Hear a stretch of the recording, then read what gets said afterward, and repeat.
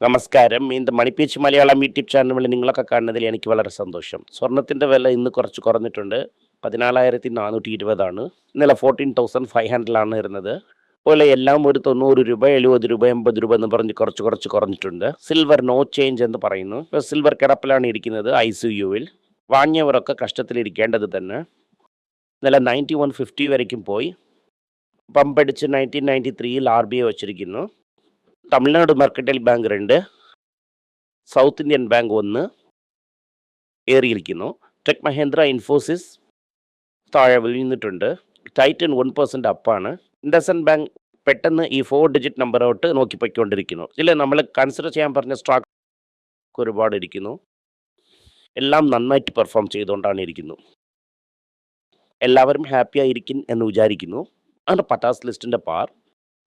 ഇന്നലെ മാർക്കറ്റിന് 365 പോയിന്റ് താളായിട്ടായിരുന്നു. രാവിലെയും കുറച്ച് മാർക്കറ്റിന് താളയിട്ടു.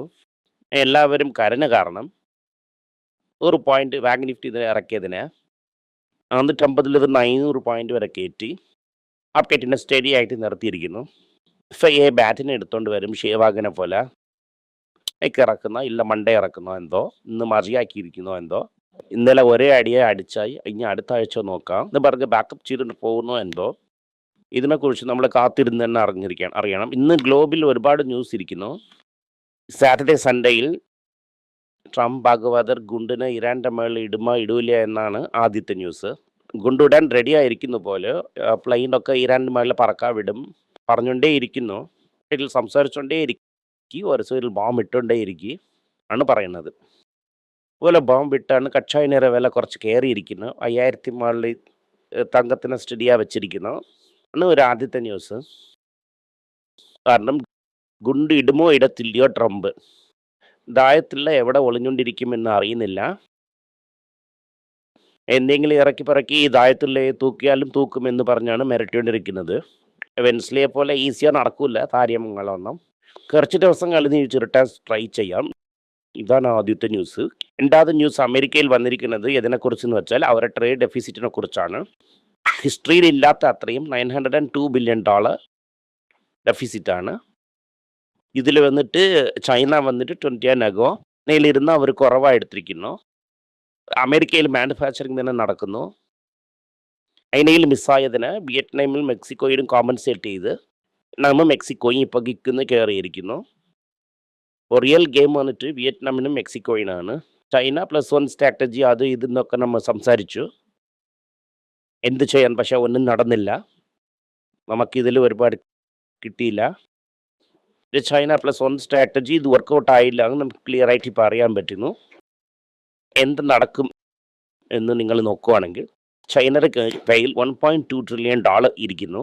അമേരിക്കയുടെ അടുത്ത് വിൽക്കാൻ ഒന്നുമില്ല. US ട്രഷറി മാത്രം തന്നെ ഇരിക്കുന്നു. US ട്രഷറിന് മുമ്പേ ചൈന വാങ്ങിക്കൊണ്ടിരുന്നു. അതിൻ്റെ ഒപ്പം ജപ്പാൻ വാങ്ങിയിട്ടുണ്ടായിരുന്നു. അതുമല്ലാതെ ഈ അറേബ്യൻ കൺട്രീസ് ഒക്കെയും അതിൽ വാങ്ങിയിട്ടുണ്ടായിരുന്നു. ബഫറ്റ് അപ്പൂപ്പനും വാങ്ങി. ഇവിടെ എന്ത് പ്രോബ്ലം എന്നാൽ ഒരുപാട് കൺട്രിക്ക് ഇപ്പോൾ എക്സ്പോർട്ട് സർപ്ലസ് ഇല്ല.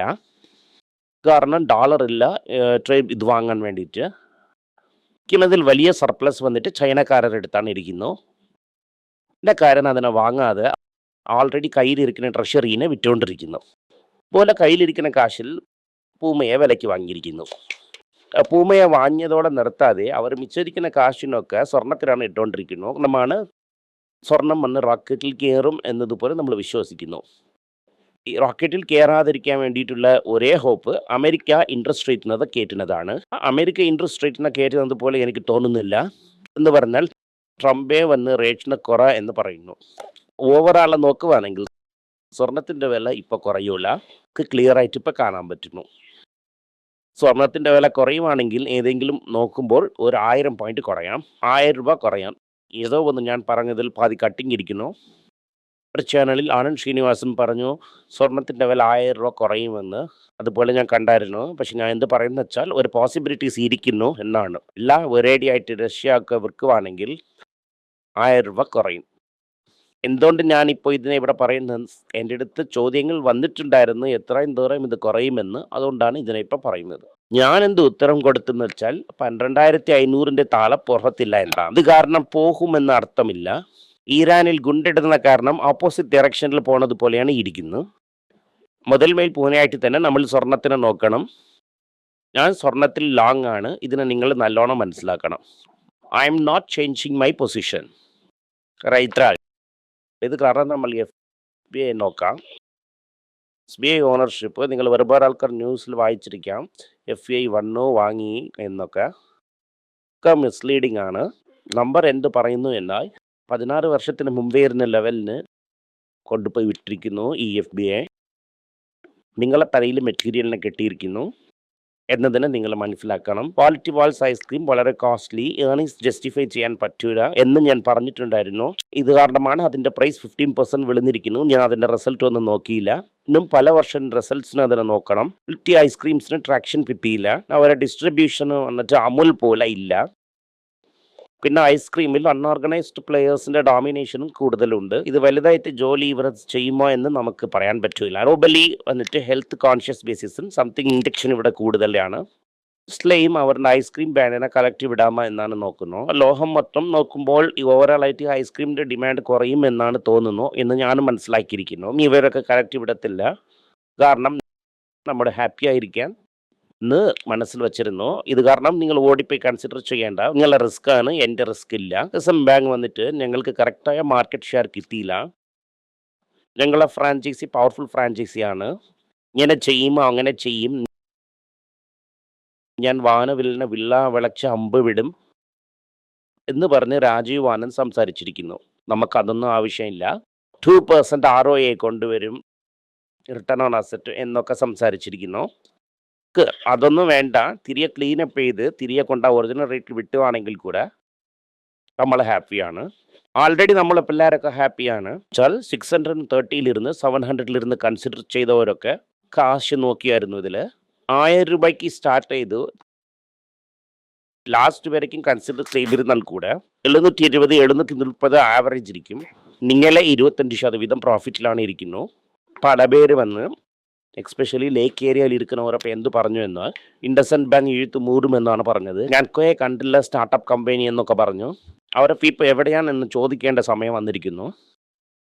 ഇതുപോലത്തെ സീക്രട്ട് സെല്ലൊക്കെ അയാളെപ്പോലത്തെ ആൾക്കാരൊക്കെ പതുക്കി വയ്ക്കും, പബ്ലിക്കിൽ പറയത്തില്ല.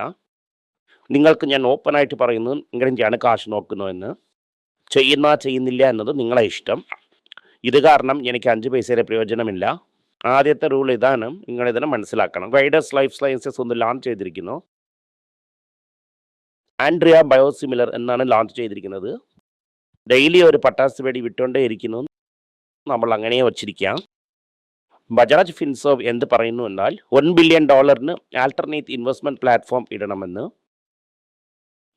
ഈ ആൾട്ടർനേറ്റ് ഇൻവെസ്റ്റ്മെന്റ് എന്ന് പറഞ്ഞ ഉടനെ എനിക്കൊന്ന് ഓർമ്മ വന്നു.